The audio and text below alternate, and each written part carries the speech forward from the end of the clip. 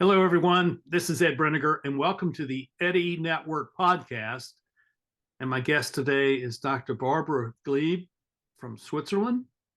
And I met Barbara a couple months ago, and she is a fascinating person, and I have benefited greatly from knowing her. I'm going to let her tell you who she is and what she does. Thank you, Barb, for joining us.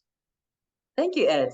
Pleasure to meet you. And uh, I think we're both polymaths, but I will come to say what that even is. Yeah, I Um, think so. but I didn't know that when I started my life. And it was actually somebody who told me, "Are you a polymath?" that brought me to this topic.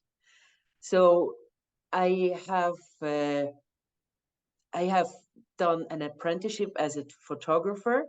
And then I studied medicine. I specialized in gynecology and obstetrics.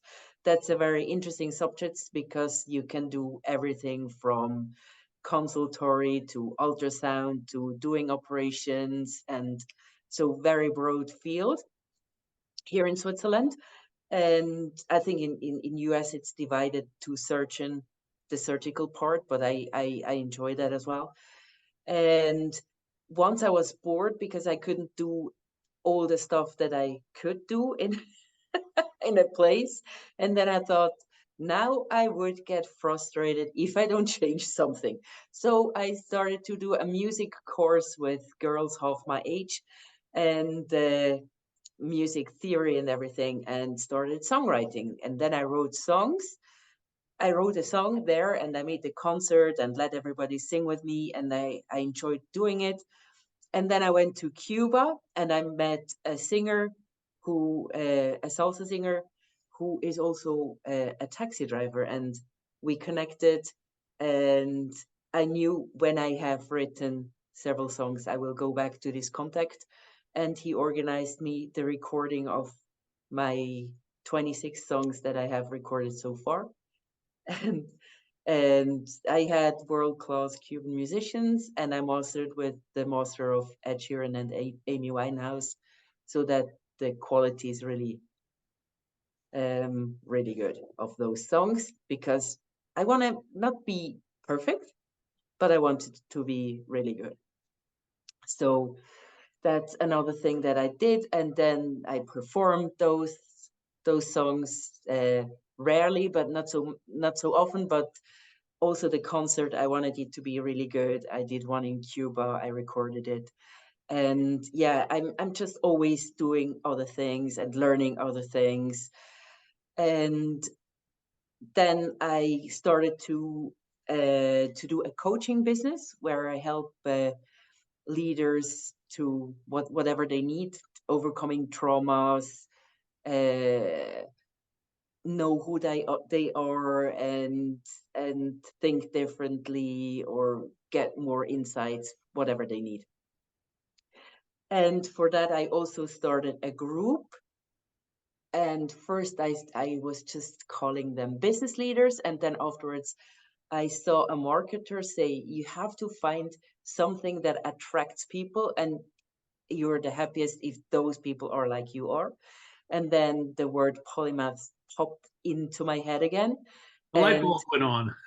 yes, and then I made a little, like, the visuals for that, and I started to do a bi-weekly Zoom call where uh, all the people that were interested in the stuff I wrote about, uh, this being a polymath and what a polymath is good for on LinkedIn, we're then slowly coming, and we're having great discussions about topics in a polymath way, which means we're looking at different perspectives.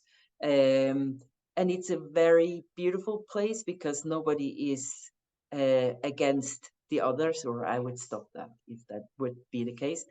Um, and everybody gives everyone space, or I would stop them if they wouldn't. I've been a part of your group, as you know, but the audience doesn't know that. And Yes. I think I've been in maybe four sessions, three sessions, and it's been remarkable, the communication that goes on. And it is a group of people who are like one another at one level, and then they're very different from one another at another level. And and so, would you kind of describe what a polymath is? Because I need to say this. I think people have heard that term and they feel like it's a title which carries a level of arrogance about it.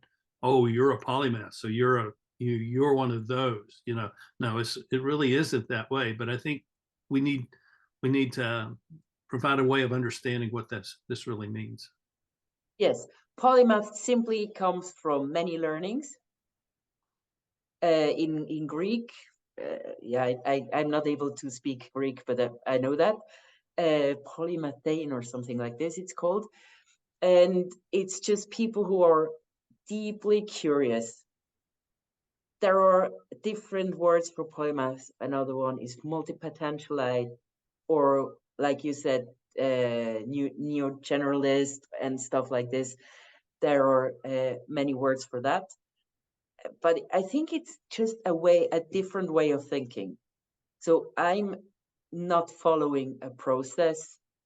I build the processes because I see kind of, I step up and I see what process is even needed, and then I can write the process.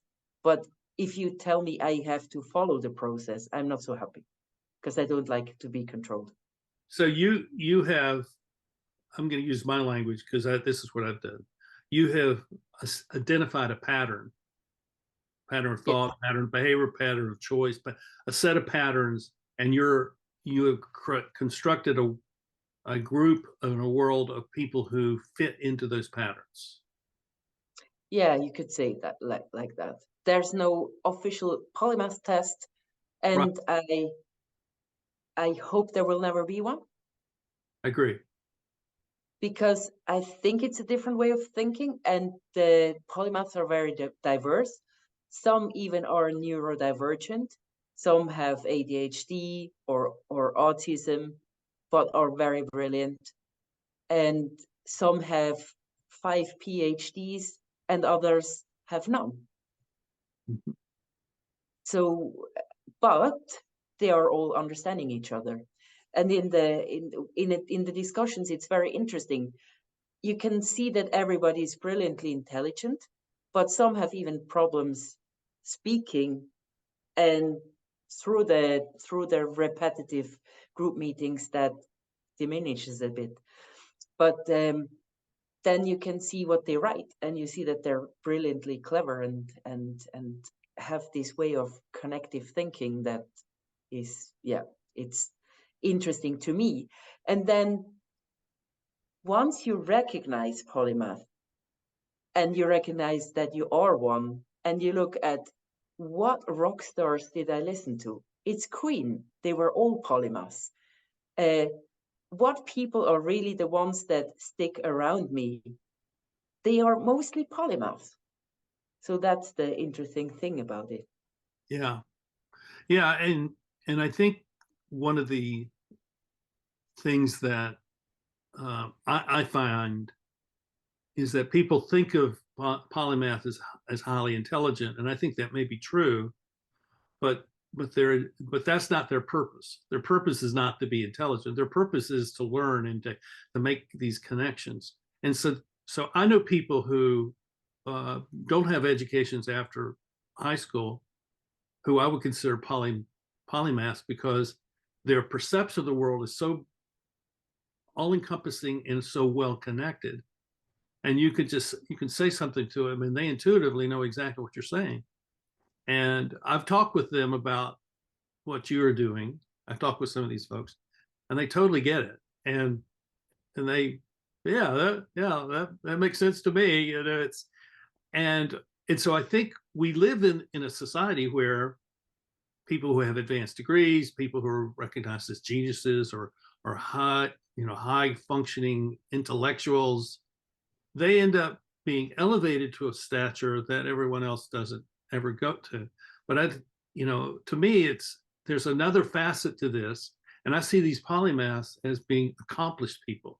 They're doers. They're doing things with this knowledge because they there's something that has drawn them into this, something they want to achieve, something that, and they need to find out more information from a wider group of sources in order to be able to achieve the things they want to achieve.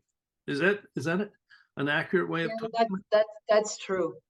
And there's a lot of, I think that's maybe it's a different part of polymaths. I'm not, I'm not scientific about polymaths. I'm more experiential. So, but I heard about a third of polymaths are more the creative polymaths. So you don't even feel they're not even interested in going to universities Mm-hmm. because they want to create and be artistic. And we have also such polymaths in the group that I attracted to have a discussion every second week. It strikes me that it's the sort of thing that Peter Thiel, who started the Thiel challenge or whatever it was called, did about 15 years ago when he invited high school students not to go to college, and he would give them $100,000 if they made a pitch to him about something that they wanted to do with that $100,000 to create something. So that the learning that they would get from creating instead of going to college would be equivalent to that college degree. So, I thought that was a very impressive thing on his part. And I heard him speak about it recently, and he had to expand the program because there were so many people that asked to be a part of it.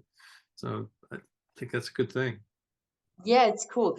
And this reminds me a lot of, I think a lot of entrepreneurs are also polymaths Mhm. because when you start a business, you need to have so many skills.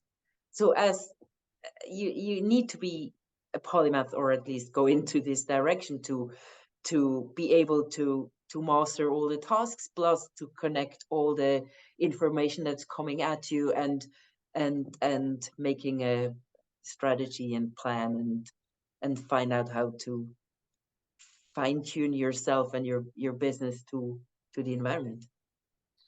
So with the people that you have coached and people that you are connected with, I mean, like me, is there a pattern which you can describe which people who have never heard of this term, but maybe feeling something that they find, oh, this feels like something I'm familiar with. How do we talk with them about this sort of thing? The polymath could be the one in your field. Let's say you're in a business, the one that is asking many questions, and you say you don't have to know that, but the polymath has to know that and wants to know that because the polymath makes his worldview or her worldview differently. It's like a network of knowledge that helps them to orient and also to understand. It's the deep understanding that they want. So they're really curious, but not in the sense of nosy, to want to know what your neighbor is doing, what you're not allowed to know. That's not the curiosity that I'm talking about. It's a deep curiosity in wanting to know how the world works. I see also that they are connected to nature in a way. A lot have some sensing that others don't, or they're just you just know that they're different. And then they're interested in many fields. You can have a conversation and say, what have you done in your life? And then you expect that yes, I'm a painter and I did blah blah blah. Yeah. But with a polymath, this discussion takes half a day because of all he or she has done. And they might even have forgot half of it. But yes. And they're usually, at least the ones that I'm attracted to, they are humble people. They're Mm. even thinking they're not good enough very often. Yeah. They have that sense of being a fraud. Yeah. Yes. Yes. Oh yeah. Yeah. I've had that feeling before. So um yeah, it's a very interesting thing. And I think you feel that because oftentimes you're isolated and you're an alien in the groups and you don't fit in. And when you don't feel like you fit in, you feel like they're better than you. but in reality, you don't fit in because their narrowness is exclusionary, and they only allow people in who actually just know what they know. Anybody has any other ideas, they don't want to know about that. And as a consultant, as an organizational leadership consultant, I see that in leaders who they know one thing really well, and as a result, their organizations are weak because they have not been able to develop the other aspects of their companies, and so I tend to describe that as, well, they know how to run the company, but they don't know how to lead it, and a leader. I'm suggesting in this, and I'm suggesting this because I want your opinion, is that polymath is, when placed in the right circumstances, is really a leader within the context that they're in, because they do see things bigger. They have a bigger view. They have a more intuitive view, and therefore they have insight that others don't have. Doesn't mean they have to be in charge. It just means that they can have an impact in that environment because they do see things, and where they're invited to share that, I think it's very, very powerful. Yeah, that's really true. If you land on an island, you want to have a polymath with you, because the polymath finds out how the whole terrain works, how everything works together, and can bring the orientation that you need. And I think that's actually the natural leader. Right, right. So it's to me, it's very interesting, and I'm glad to have come to see this and to recognize this. And I think what you're doing with um, many of these polymaths is really, really important. So let's say you are in a family and some members of your family, it sounds like that they're polymaths, and you're the parent of let's say, of a child who's a polymath. What would you suggest to them? How do we relate to them? Um, Give it many opportunities to expand the knowledge and satisfy the curiosity and enjoy what the kid brings back to you. And I think some part of the polymath is like a little kid that is exploring, like, I don't know in which age, maybe 2 or 3 years old. um, Everything is interesting, and everything is creating this sense of wonder, and this just hasn't died in a polymath. So support this trait of the polymath child to survive and celebrate it. That's very, very true. I think you're exactly right. Well, I also see that polymaths have something to contribute to their community, and the question is, how do they do that? Where oftentimes the little institutions that exist there have been in place for 100 years or 50 years, and so they've already got things, and so I'm wondering what you would suggest to someone who's a polymath who wants to do something for their community and finds that there are all these obstacles in the way.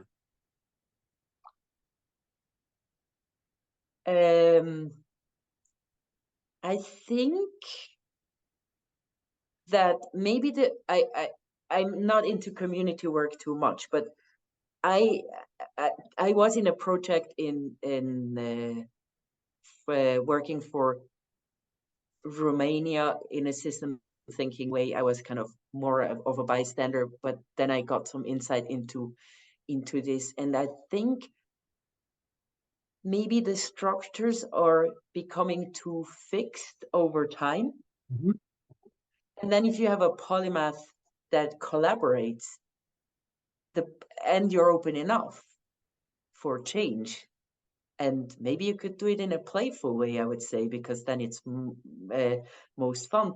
Then you could actually see what is still making sense in your organization, and what would you better change because times have changed, people have changed, society has changed, and stuff like this. There, I would say the polymath is really great. And what Uh, else? Yeah, I would agree with you. So, my interest, everyone, is that polymath, a polymath or two or three or a dozen. You know these people. They may not say that this is who they are, but you know them because they're asking questions. They're curious. They know a lot of different things. Um, it doesn't mean that they're a subject expert, but they could be, and they just need the opportunity to share what they have to share. And I think that's what you're doing with your groups that meet twice a month. Tell us a little bit about how those groups function and what you're doing there.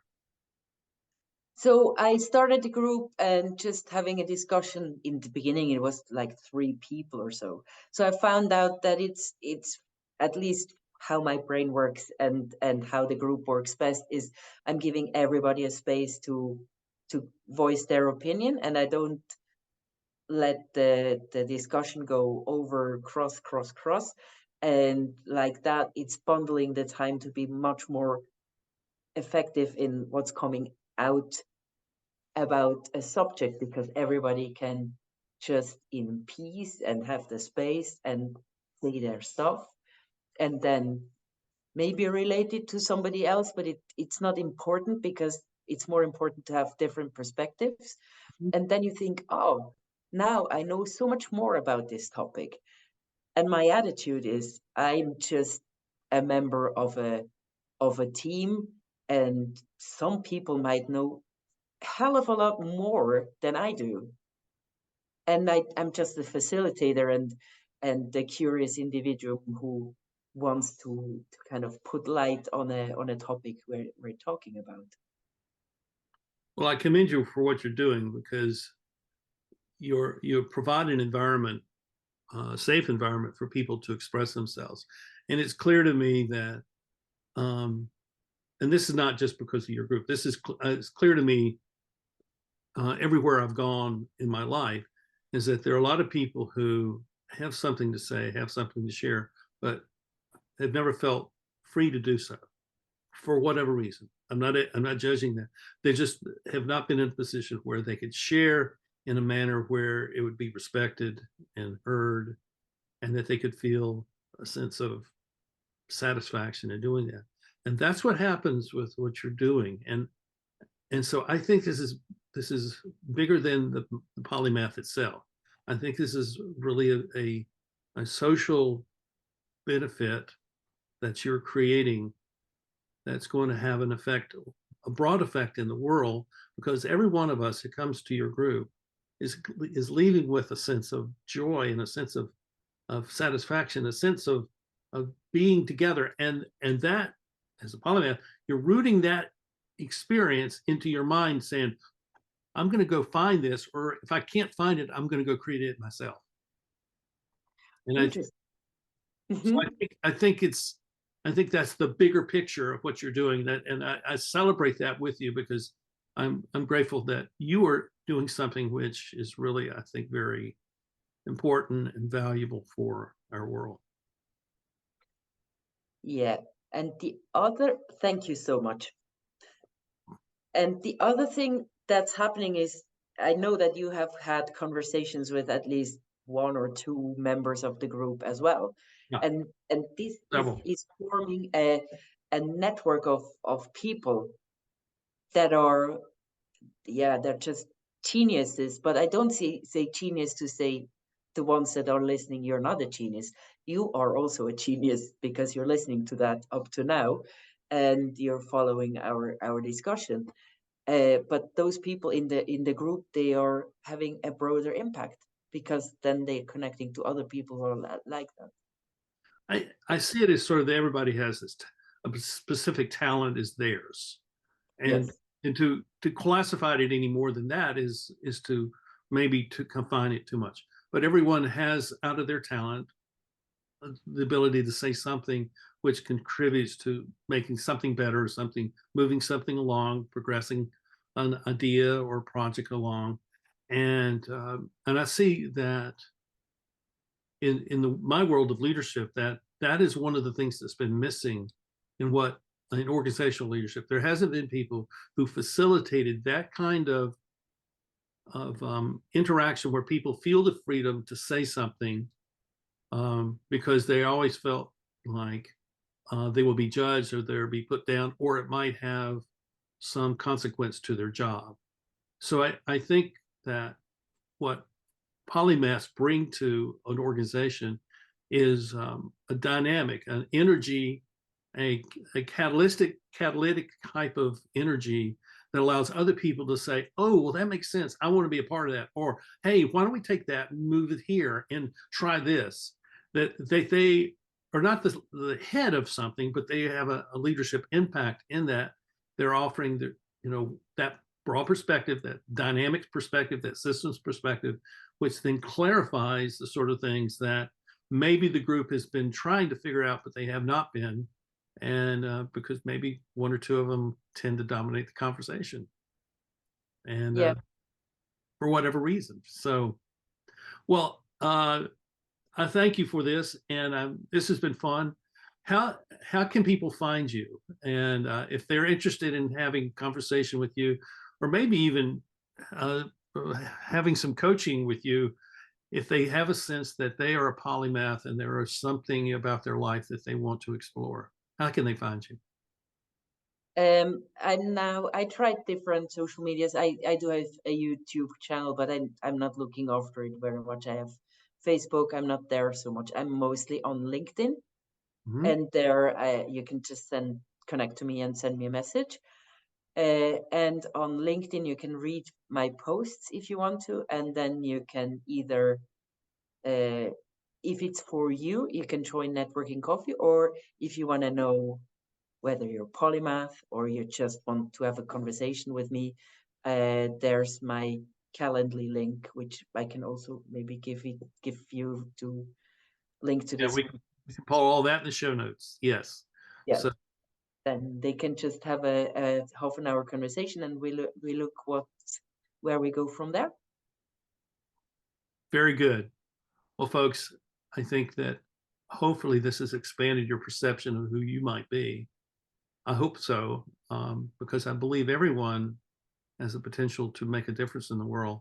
And sometimes it just takes a new idea come along that opens up your perception of who you are so that you can move into a bigger arena than you maybe ever thought you could.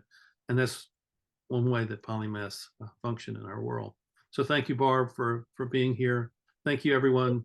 Please subscribe, like the button, and more than anything, please comment so that we can have a conversation with you about these things that really matter to us in our world.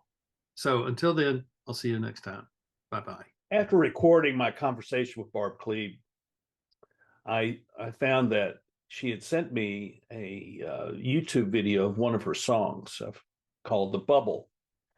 And I thought, I'd just like to offer that to you all as a way to go out, and I think you'll enjoy it. It's a nice little tune, and it just shows what you can do when you decide that there really are no limits, and you just are curious and you go explore what is out there. So here is The Bubble by Dr. Barbara.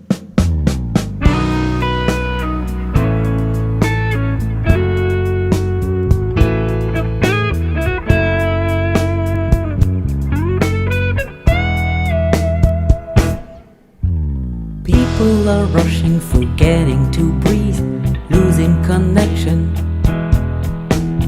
only living online. Social network replaces the love. The whole world stands on a bubble of money, paper created of the clouds of gold. Believing in numbers, preventing a war, but it's only a bubble. Looking down on the iPhone, connecting with home, telling all his family, do they know how you smell? Can they sense you? Do Do they know how you feel? The whole world stands on a bubble of money, paper created after clouds of gold. Believing in numbers, preventing a war, but it's only a bubble. My friend is a banker sitting on a paper pile, never sleeps at night, knowing everything of the market, its slightest movements, never kisses his wife. The whole world stands on a bubble of money, paper created after clouds of gold. Believing in numbers, preventing a war, but it's only a bubble.